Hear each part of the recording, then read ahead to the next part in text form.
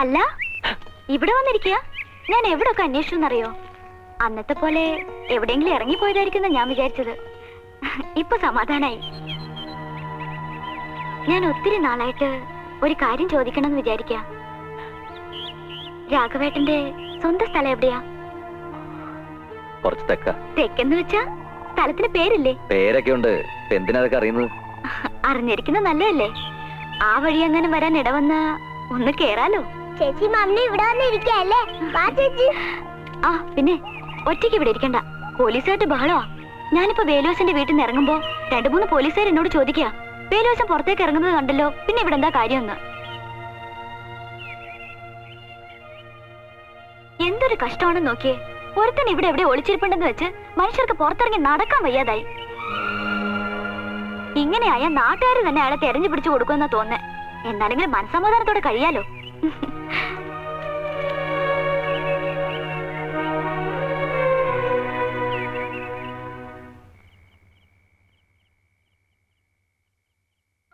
എന്തൊരു കഷ്ടമാണെന്ന് നോക്കിയേ. ഒരുത്തൻ ഇവിടെ എവിടെ ഒളിച്ചിരിപ്പുണ്ടെന്ന് വെച്ച് മനുഷ്യർക്ക് പുറത്തിറങ്ങി നടക്കാൻ വയ്യാതായി.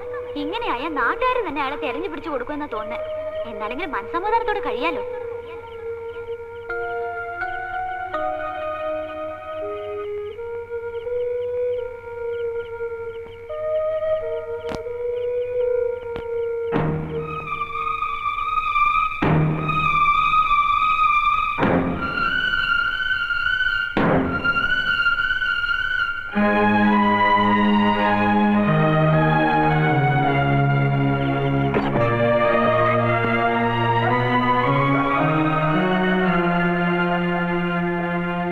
മാധവൻകുട്ടി,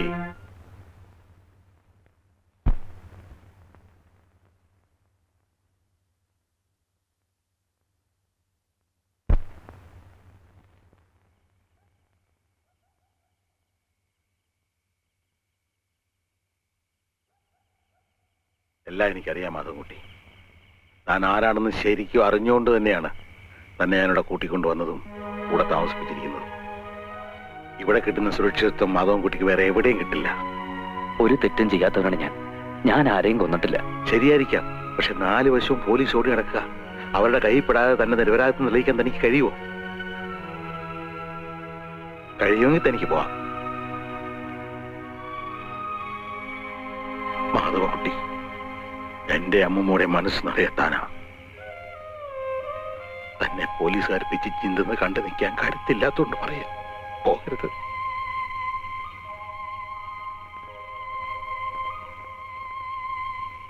നിങ്ങൾ ആവശ്യപ്പെട്ട എല്ലാ ഫെസിലിറ്റീസും ഡിപ്പാർട്ട്മെന്റ് തന്നില്ലേ? എന്നിട്ട് ഇതുവരെ അവനെ കുറിച്ച് ക്ലൂവും കിട്ടിയില്ലെന്ന് വെച്ചാൽ DGPയോട് എന്ത് പറയും? കാട്ടിൽ ഇനി അരിച്ചു പെറുക്കാൻ ഒരു സ്ഥലവും സർ. നമ്മൾ ഫോറസ്റ്റ് വളയുന്നതിന് മുമ്പേ അവൻ ഇവിടെ നിന്ന് രക്ഷപ്പെട്ടിട്ടുണ്ടാവും. അല്ലെങ്കിൽ ഏതെങ്കിലും കൊക്കയിൽ ചാടി സൂയിസൈഡ് ചെയ്തിട്ടുണ്ടാവും. What nonsense! സൂയിസൈഡ് ചെയ്യാനാണെങ്കിൽ അവൻ എന്തിനാണ് ജയിലിയാടിയത്? സർ, അത് മിസ്റ്റർ നന്ദകുമാർ, നിങ്ങൾ മനസ്സ് വെച്ചാൽ അവനെ കസ്റ്റഡി എടുക്കാൻ കഴിയും. പക്ഷേ നിങ്ങൾ അതിന് തുനിയുന്നില്ല. കാരണം നിങ്ങൾക്ക് അവനോടുള്ള പ്രത്യേക താല്പര്യം കൊണ്ട്. സാർ എന്താ ഈ പറയുന്നത്? എനിക്ക് അവനോട് പ്രത്യേക താല്പര്യമോ? എന്താ സംശയം? തന്റെ ഭാര്യയും മാധവൻകുട്ടിയും തമ്മിലുള്ള റിലേഷൻഷിപ്പ് ഒക്കെ എനിക്ക് നന്നായിട്ട് അറിയാം. ഡ്യൂട്ടി വേറെ, റിലേഷൻ വേറെ. അത് നിങ്ങൾ മനസ്സിലാക്കണം. അത് ശരിക്കും മനസ്സിലാക്കിയിട്ടുള്ളവനാണ് സാർ ഞാൻ. എന്റെ ഭാര്യയും മാധവൻകുട്ടിയും തമ്മിൽ അടുപ്പമായിരുന്നു എന്നുള്ളത് സത്യമാണ്. പക്ഷേ അതെന്റെ ജോലിയെ ബാധിക്കുന്ന കാര്യമല്ല. മാധവൻകുട്ടി കാട്ടിൽ എവിടെയെങ്കിലും ഉണ്ടെങ്കിൽ അവനെ ഞാൻ അറസ്റ്റ് ചെയ്തിരിക്കും. എനിവേ 24 അവേഴ്സിനകം അവനെ കസ്റ്റഡിയിൽ എത്തിക്കണം. സാർ,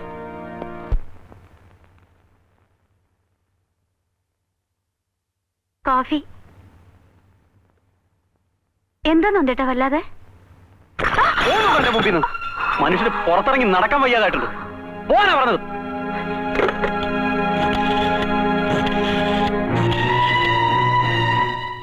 ഞാനാ നന്ദകുമാർ. അവനെ കുറിച്ച് വല്ല വിവരം കിട്ടിയോ? അവൻ ഈ ഫോറസ്റ്റ് വിട്ട് എങ്ങും പോയി കാണില്ല. നിങ്ങൾ ആദിവാസി കോളനി ഉൾപ്പെടെ എല്ലാ വീടുകളും സെർച്ച് ചെയ്യണം. അതൊക്കെ ഞാൻ വന്നിട്ട് പറയാം. നാളെ നേരം പുലരുന്നതിന് മുമ്പ് അവനെ കസ്റ്റഡിയിൽ എടുത്തിരിക്കണം. മനസ്സിലായോ? ഓക്കെ.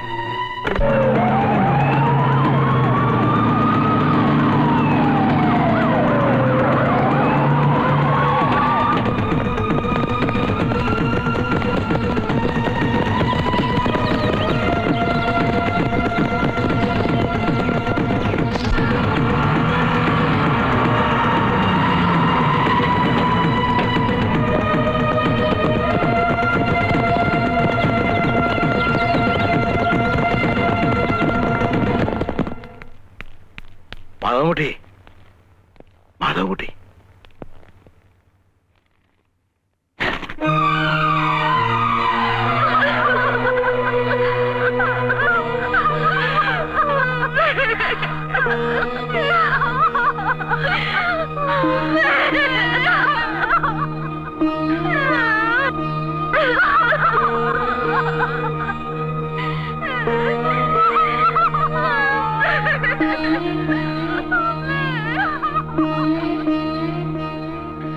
കർമ്മം ചെയ്യാതെങ്കിലും അവനിങ് എത്തുവോ? എങ്ങനെ എത്താനാ? ഇവിടെ വന്ന പോലീസ് പിടിക്കില്ലേ? അപ്പൊ പിന്നെ കർമ്മങ്ങളൊക്കെ ആരാ ചെയ്യാ? ഞാൻ പോകുന്ന ആശാനെ. ഇല്ലേ, എങ്ങനെ പോകും? പോലീസിന്റെ കണ്ണുവെട്ടിച്ചതിനൊക്കെ ഇവിടെ നിന്ന് എങ്ങോട്ടും പോകാനൊക്കില്ല. അവരെന്നെ പിടിക്കുക കൊല്ലുക എന്ത് വേണേലും ചെയ്തോട്ടെ. എന്റെ അമ്മയെ കാണാൻ വേണ്ടി ഞാൻ ജയിലിൽ ചാടിയത്. ഏക മകനാ ഞാൻ. അന്ത്യകർമ്മങ്ങൾ ചെയ്യാൻ ഞാൻ മാത്രമേ ഉള്ളൂ. എനിക്ക് പോണ ആശാനെ.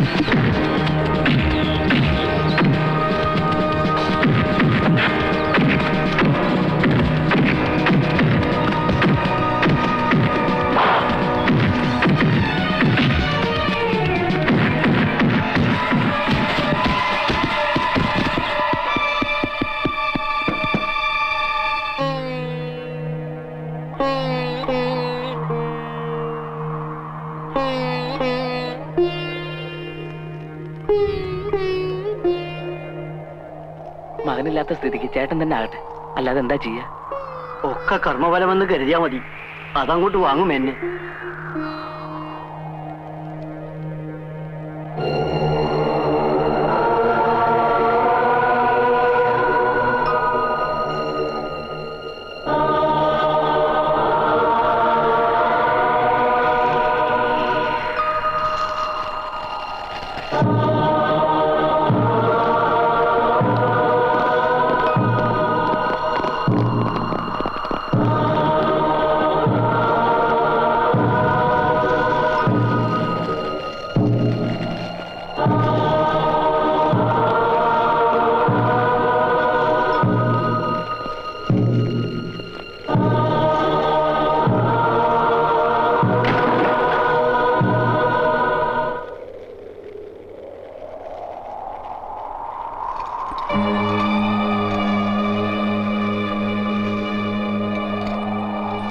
സാർ,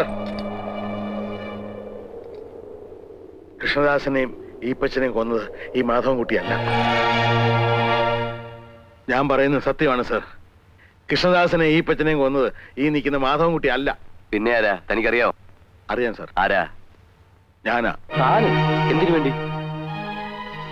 എന്റെ മകൾ കൊടുത്ത സ്ത്രീധന പണവും അവളുടെ ആഭരണവും എന്റെ തറവാട് സ്വത്ത് വിറ്റ് കിട്ടിയ പണവും കൊണ്ടാണ് കൃഷ്ണദാസ് കുറിക്കമ്പനി തുടങ്ങിയത്. കുറിക്കമ്പനി വളർന്നു വന്നതോടൊപ്പം അവന്റെ സ്വഭാവത്തിന് മാറ്റം വന്നു. പെണ്ണിനും മദ്യത്തിനും അടിമയായ അവന് അവസാനം ഭാര്യയും കുഞ്ഞിനും അതിയപ്പെട്ടായി സാറേ. എനിക്കിനി ആ മനുഷ്യന്റെ കൂടെ ജീവിക്കാൻ വയ്യ അച്ഛ. മതിയായി.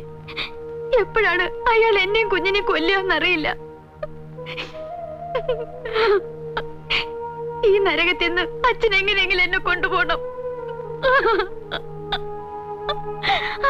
എന്താ മോളെ പാടുകള്? സീറ്റുകൊണ്ട് കുത്തിയതാ. ഇതിന് തക്കായിട്ട് എന്താ ഉണ്ടായപ്പോ? അച്ഛനോട് ഞാൻ എങ്ങനെയാ പറയാ? പുറത്തുനിന്ന് വേറെ പെണ്ണുങ്ങളെ കൂട്ടിക്കൊണ്ട് വന്ന് ഓരോ പകലും പോയി രാത്രിയാവുമ്പോ എനിക്ക് പേടിയാണ് അച്ഛാ. മോള് വേഗം റെഡി ആയിക്കേ, നമുക്ക് പോവാം. ഇവിടെ താമസിച്ചത് മതി, ചെല്ല്. അമ്മാവോ, ഇവളുടെ കെട്ടിയാനോന്നും പറഞ്ഞ് ഞാനൊരുത്തിന് ഇവിടെ ജീവിച്ചിരിപ്പുണ്ട്. എന്റെ സമ്മതമില്ലാതെ ഇവളെ ഇറക്കിക്കൊണ്ട് പോവോ? എന്റെ മോളെ നിനക്ക് കെട്ടിച്ചത് തല്ലാനും കൊല്ലാനൊന്നുമല്ല. അനുസരണക്കേട് കാണിച്ചാൽ ചിലപ്പോ തല്ലിയെന്നിരിക്കും, ചിലപ്പോ കൊന്നെന്നും ഇരിക്കും. നീ കാണിക്കുന്ന വൃത്തികേടോ കൂട്ടുന്നില്ലെങ്കിൽ അനുസരണക്കേടാവൂല്ലേ? അതിന് എന്റെ മോളെ കിട്ടില്ല. മോള് വേഗം റെഡി ആയിക്കേ, പോകാം. അങ്ങനെ കൊണ്ടുപോകാൻ താൻ വളർന്നിട്ടില്ല. ഇറങ്ങണോ പുറത്ത്? ഞാൻ എന്റെ അച്ഛനോട് പോവാ. കേരളീയത്ത് കയറാൻ. ഇല്ല, ഞാൻ പോവും. നീ പോയില്ല. ആ, തെണ്ടി. കാച്ചിക്കളയും ഞാൻ. കേറണോ പുറത്ത്? കേറാൻ. അച്ഛൻ പോയിക്കോ അച്ഛാ. പിന്നെ ഞാൻ എന്റെ മോളെ കാണുന്ന ഫാനിൽ കെട്ടിത്തൂങ്ങി മരിച്ച നിലയല്ലേ സാറേ? അവൾ ആത്മഹത്യ ചെയ്തതല്ല, അവൻ തല്ലിക്കൊന്ന് കെട്ടിത്തൂക്കിയതാ. എന്നിട്ട് അവന്റെ സ്വാധീനം ഉപയോഗിച്ചത് ആത്മഹത്യയാക്കി മാറ്റി. അത് ചോദിക്കാൻ ചെന്ന് എന്നെ അവന് ഈ പറ്റിലൂടെ ചവിട്ടി പുറത്താക്കി സാറേ. അന്ന് മുതൽ ഓരോ ദിവസവും ഞാൻ കാത്തിരിക്കായിരുന്നു അവനെ ഒന്ന് കിട്ടാൻ.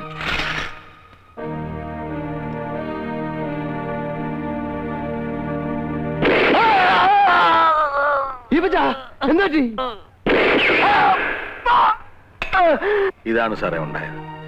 കുറ്റയേറ്റ് പറഞ്ഞ് കീഴടങ്ങണമെന്ന് പല പ്രാവശ്യം ഞാൻ വിചാരിച്ചതാ. പക്ഷെ എന്റെ അമ്മ മോൾ അനാഥയാകുമല്ലെന്ന് ഓർത്തപ്പോ മനസ്സെന്നെ വിലക്കി. എന്നോട് പൊറുക്കണം കേട്ടോ. വാ, എനിക്കൊരു ഉപകാരം ചെയ്യണം. എന്റെ അമ്മമ്മക്ക് ആരോരും ഇല്ലെന്ന് അറിയാമല്ലോ. അവളെ അച്ഛന്റെ സ്ഥാനത്ത് നിന്ന് വളർത്തണം. പിന്നെ എന്നെ തൂക്കാൻ വിധിക്കുകയാണെങ്കിൽ ഒരു മകന്റെ സ്ഥാനത്ത് നിന്ന് ജഡവേറ്റ് വാങ്ങണം.